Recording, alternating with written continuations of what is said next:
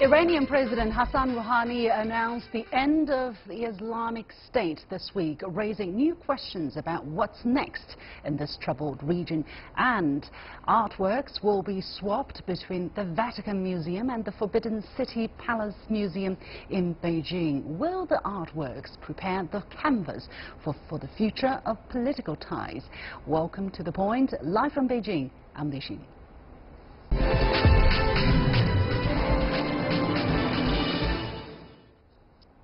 Iranian President Hassan Rouhani announced the end of the Islamic State in an address broadcast live on state TV this week. Russian President Vladimir Putin also made that declaration during a joint presser after meeting his Iranian and Turkish counterparts in Sochi on Wednesday. Putin said that the large-scale military operations against terrorist groups in Syria are coming to an end. He added that the joint efforts by the three countries, meaning Russia, Iran and Turkey, have effectively saved Syria from disintegration and its capture by the jihadists and the humanitarian disaster that would have accompanied that eventuality. Has the Islamic State truly been rooted out? How will the announcement change the power dynamics in the region in the post-IS period? Joining me from Tehran is Professor Hamed Mousavi from the University of Tehran. Professor Mousavi, welcome to the show. Now, while Iran, Iraq, Syria and Russia are announcing the final defeat of Islamic State in that part of the world, other major players have not openly come to the same conclusion. On what basis was this conclusion made?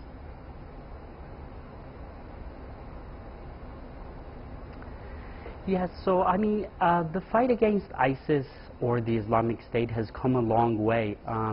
It's good to note that at the height of ISIS's power, they were controlling more than 30% of Iraq and more than 40% of Syria. Actually, at its height, ISIS ruled over 8 million civilians. So, and that is a very far difference from their status today. I mean, today they are not controlling any major city in Syria or in Iraq. The last towns they were controlling was Rawa in northern Iraq, near the Iraq-Syrian border, and they were defeated there. Also, they were defeated in Abu Kamal in the south of Syria, again near the Syrian-Iraqi border, but on the Syrian side. So today, ISIS is no longer controlling any major city in Syria and Iraq, and that is a major change. And I think we can say that ISIS as a government is over. Nevertheless, I think ISIS as a terrorist group is not over. I mean, even though they are not controlling any major territory in Iraq and Syria, nevertheless, they still have terrorist cells in European countries as well as in Syria and Iraq. And also they still have their media empire and their propaganda.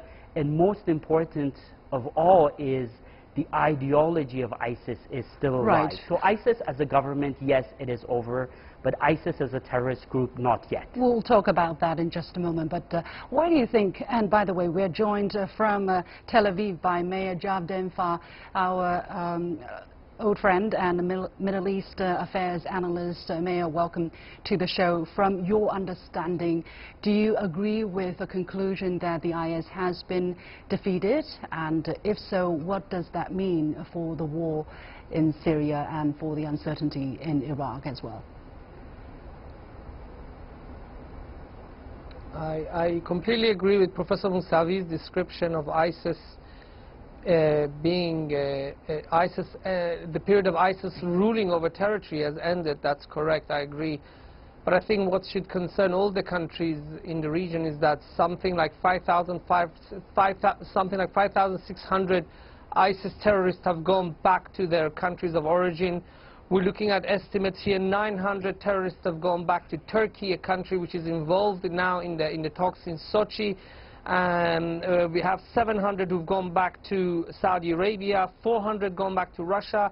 In the UK, there's 400 ISIS terrorists who've returned there, and that's an estimate, and nobody exactly knows where they are. And Belgium, 102, and these are the estimates, and you know, these are countries that will continue to face very strong ISIS presence and threats, and countries such as Tunisia, which emerged out of the Arab Spring. They were basically that's the startup nation when it comes to the Arab Spring, and now the 800 ISIS terrorists have gone back there, and they could cause great damage. So yes, on the one hand, the issue of ISIS as a state is finished, but on the other, the ISIS as a terrorist entity remains. And if I can just finish with the last point, one of the issues that attracted people to ISIS in those countries with the locals was the drought in Iraq and then the drought in Syria.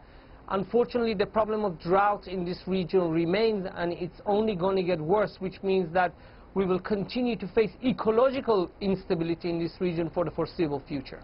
Professor Mousavi, what is your take on Mr. Javdanfar's answer, especially the emphasis on the ecological factor behind the promulgation of the ideology of IS?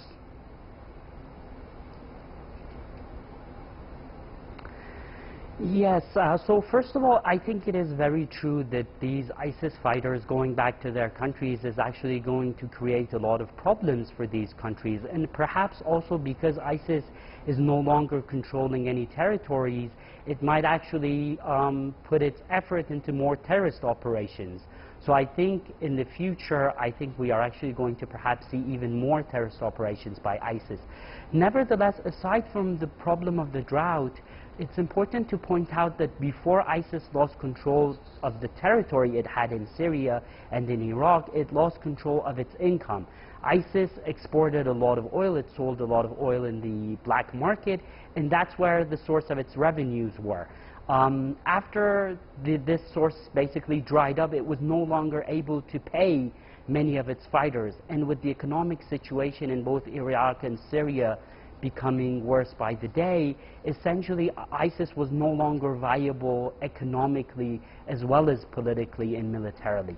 Nevertheless, as pointed out, I don't think they will be defeated anytime soon, and I think the main issue here is their ideology. ISIS had a very extremist Wahhabi ideology that has actually not gone away, and if on the ideological front they are not defeated, then we will continue, unfortunately, to see terrorist operations as we have seen in the past few years.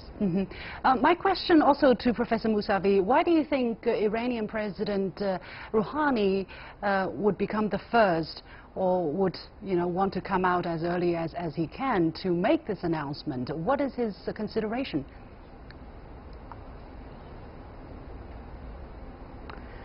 I think one factor is the Iranian rivalry with Saudi Arabia. Saudi Arabia is taking very aggressive moves against Iran in the region, and by announcing the defeat of ISIS, essentially Iran is trying to say that we are the ones fighting ISIS in both Iraq and Syria, whereas Saudi Arabia, even though it's accusing Iran of spreading terrorism, Iran is saying, no, it is actually Saudi Arabia with its extreme ideology that is the source of this the ideology of ISIS. So Iran is trying to say we are at the forefront of fighting terrorism in the region. And this was at the same time when the Arab League was discussing a proposal denouncing Iran. So the timing was important as well. Mr. Javdanfar, let's talk a little bit about the response from the United States. Right now there is no official response from the White House, but during a press conference early November, U.S. Defense Secretary James Mattis said as long as Washington is not convinced that the Syrian political process is moving in the right direction, the United States will not leave Syria.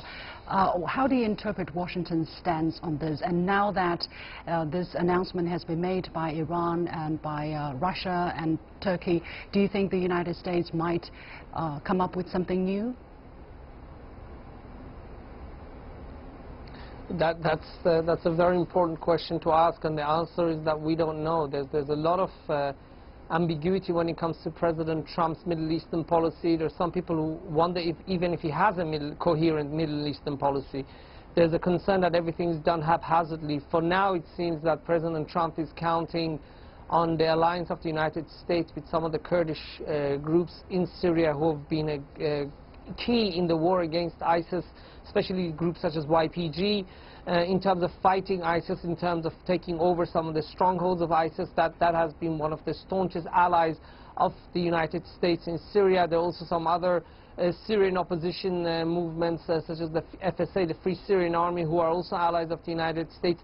It seems that America doesn't want to give up this small influence that it has when it comes to Syria, but at the same time it doesn't want to become too involved because for various reasons. On the one hand, Syria is a very, very difficult case, but on another angle, the Americans seem to be operating on the old adage that if you broke it, you have to pay for it, and they believe that it was the Russians and the Iranians who broke Syria by backing Bashar al-Assad. That's their view, and that they should pay for the reconstruction of Syria. So there's this concern that if America becomes more involved in Syria, it will be asked to contribute to the reconstruction of that country, which something that the United States nor any other country is really interested in.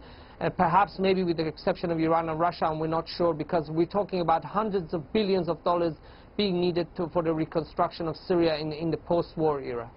Mr. Mousavi, your take on this question? I would say right now it is also the opportunity to jump in and to be in part of the rebuilding, reconstruction process as early as possible. What is your take on this? I think it's worth noting that, first of all, this entire mess in the Middle East was created as a result of the Iraqi invasion of 2003 that led to the rise of extremist groups first in Iraq, and then it spread to Syria and also to other countries such as Libya. So the United States is actually responsible to a large degree for this mess. And even when ISIS was forming, the United States at the very least did not do anything to prevent it. You might recall that in 2012, Michael Flynn, the head of the Defense Intelligence Agency, actually said in live TV that we are somewhat responsible for the creation of ISIS. And this is something that was repeatedly mentioned by Donald Trump in the campaign. I think the United States in the fight against ISIS is picking and choosing its fights. So even though, for example, they are fighting ISIS in Libya, in Syria they have a much more complicated strategy. For example, the YPG, that the U.S. ally Kurds fighting in Syria that recently took over the town of Raqqa. Actually, just 2 weeks ago, it was revealed that when they led a siege against the city, they made a deal with ISIS, which actually allowed ISIS fighters to leave Raqqa. And nobody actually knows where these fighters are right now, and perhaps they have spread to Syria. So I think the U.S. strategy in the fight against ISIS is more complicated. And I think one concern there is that if ISIS is completely defeated and totally defeated, that is actually going to lead to the rise in the power of Iran. And that's actually something that was mentioned by Henry Kissinger, that the total defeat of ISIS would actually allow Iran to influence the region further. So I think the U.S. strategy is very complicated in the fight against terrorism. Professor Mousavi, thank you very much. And Professor Hamed Mousavi from the University of Tehran, and Mejav Denfa, a Middle East analyst based in Tel Aviv. We have to leave it there. Thank you very much for joining us. And you're watching The Point with me, Liu Xin. We'll take a short break and we'll be back right after this. Stay with us. China and the Vatican have announced a first-ever exchange of artworks for exhibits as part of efforts to bolster people-to-people ties.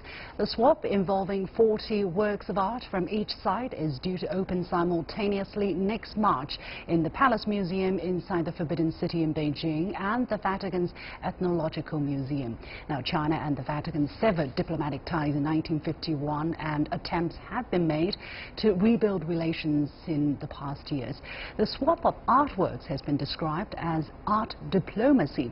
So how has this been made possible, and can we expect more to come in the near future? Joining me from Rome are Francesco Sisci at the Center for European Studies of China's Renmin University, and Jacopo Scaramuzzi, a journalist at Asca News and Vatican insider of the newspaper La Stampa.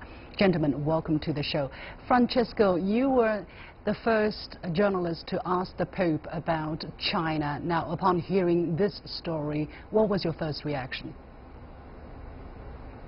Well, it was a great hope, and I think the Pope, I haven't talked to him, of course, but I think he was thrilled because this is a kind of new ping-pong diplomacy.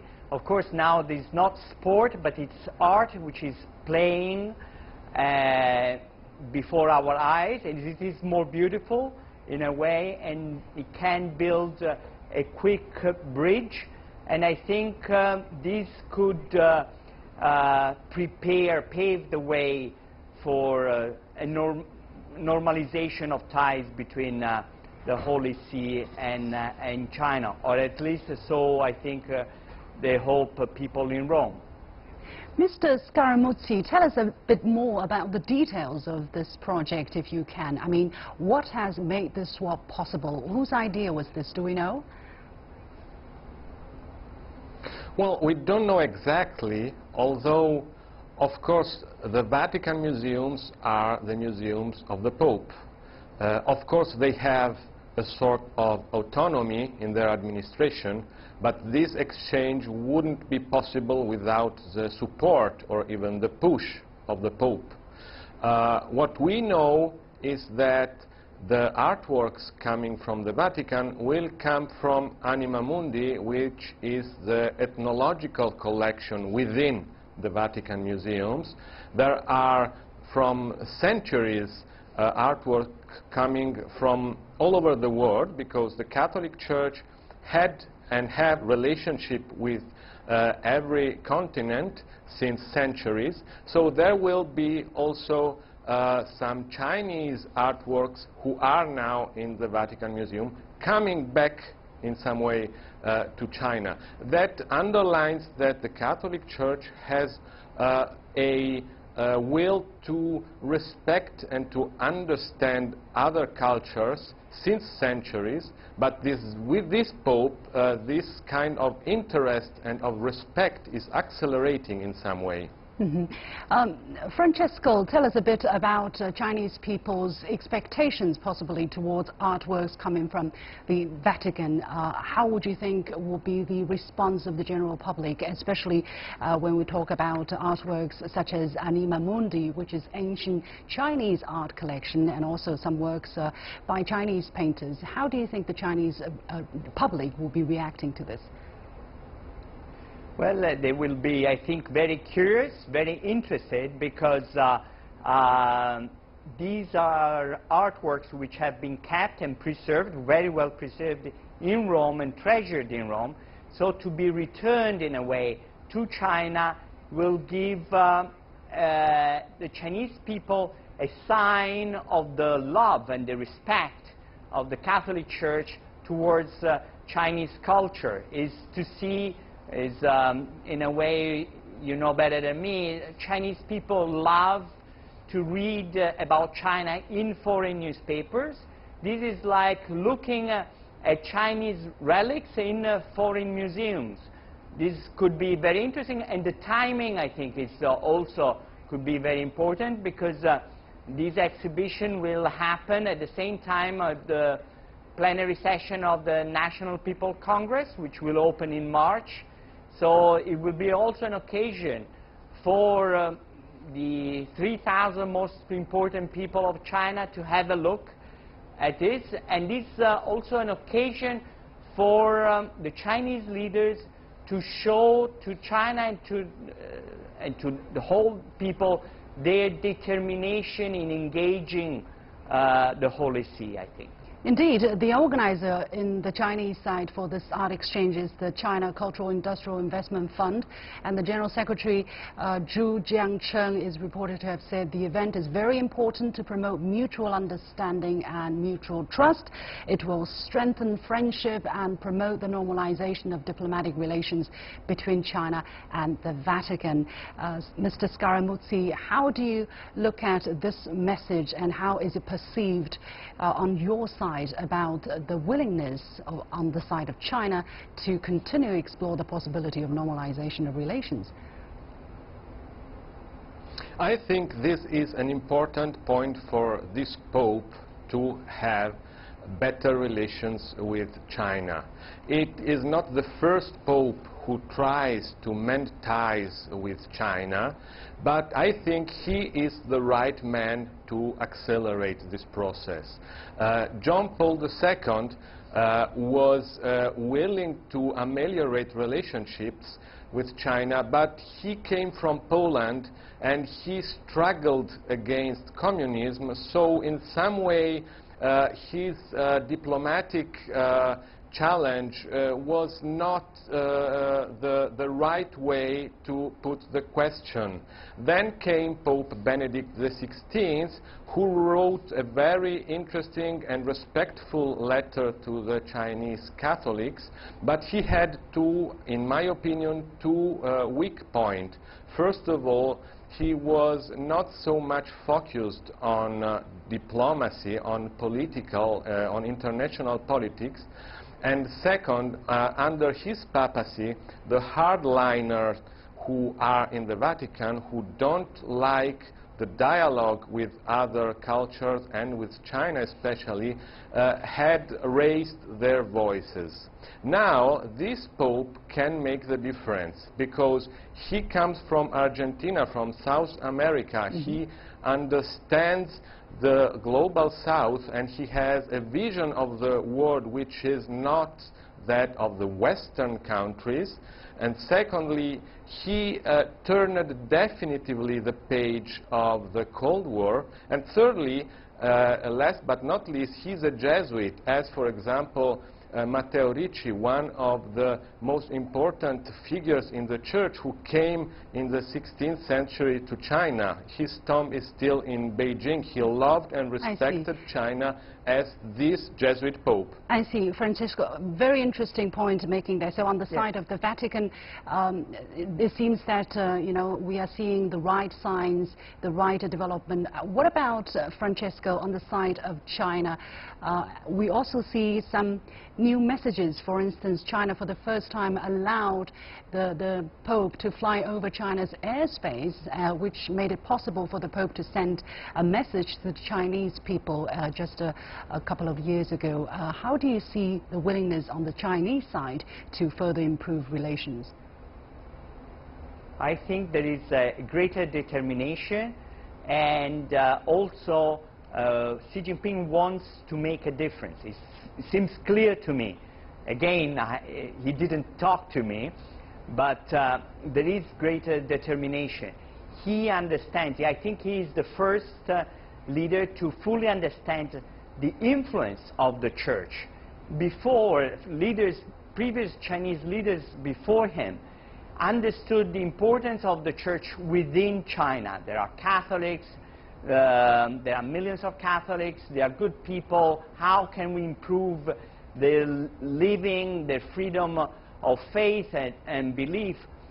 He understands the global importance, the global influence of the church, and as he is projecting China in a different direction, on a different track, he understands that on this path, the church can help China achieving a better global role.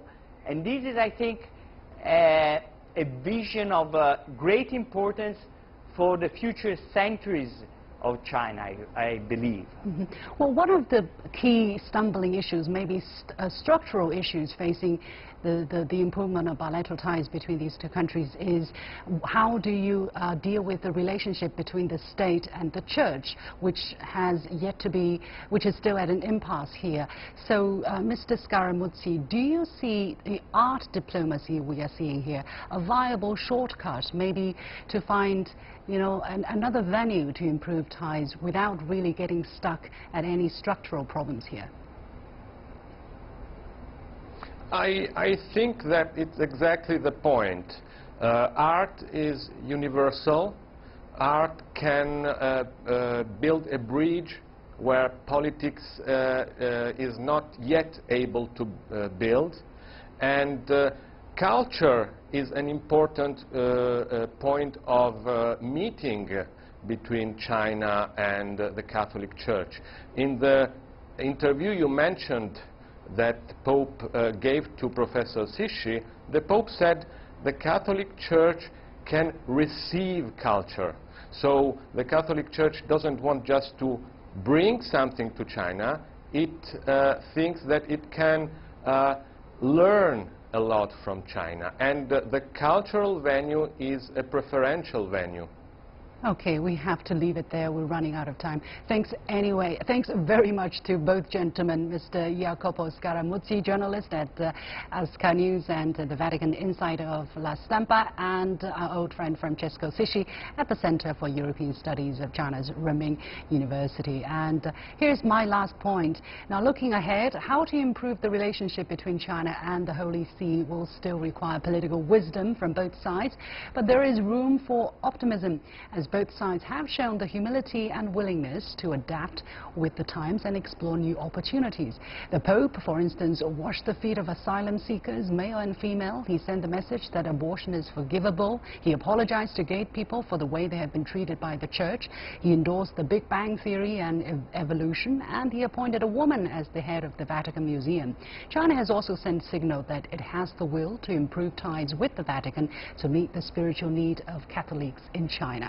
There are no reason to believe a breakthrough in bilateral ties is impossible, given the pragmatism, open-mindedness and wisdom on both sides.